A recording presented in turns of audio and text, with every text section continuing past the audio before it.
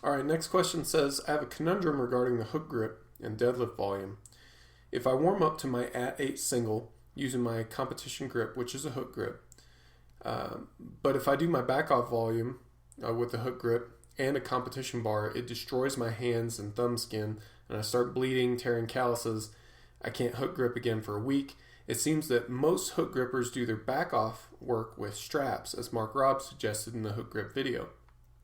My problem is, if I only use straps for my back-off, my grip strength goes to crap and my hook grip feels weaker. What do you suggest I do in this case? I'm thinking of perhaps doing the first set with volume, first set of the volume work with the hook and strapping for the rest. Yeah, I mean, I think you're on to the most logical solution here. So you're in a situation where if you do too much hook grip, your strength is good, but the skin physically can't take it. Now, if you do too little hook grip, then the skin is fine, but your grip gets weaker. So to me, it's about finding a right balance in the middle. You know, how much can you push your skin and still develop your grip? So your suggestion of doing your first back offset with the hook and then using straps on the rest, that makes sense to me. I think that's a good idea, a good suggestion. If that doesn't work and there really isn't a sweet spot, which I would be surprised, but you know, stranger things have happened. If you find that there's not really a sweet spot, what can you do? The answer in that case is going to be, unfortunately, you're going to have to add in some supplemental grip work. I would err on the side of, you know, keeping the skin of your hands healthy in terms of your regular deadlifting, and then adding in some supplemental grip work to make sure that your grip stays strong. Now, grip work seems to be especially sensitive to specificity. So when you're training your grip, you're going to want to train it in as specific a way as possible. So, of course, you won't want to do more hook grip holds, but double overhand holds are something that you would seriously want to consider. Whenever I've been training my grip, granted now I've been training a mixed grip. When I do specific grip training exercises, I do two kinds of holds.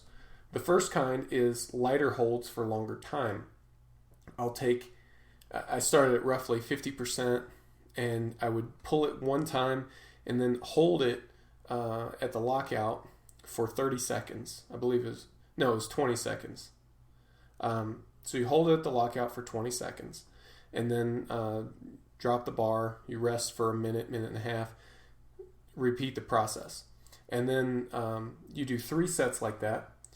If you complete all 3 sets, then you increase the weight.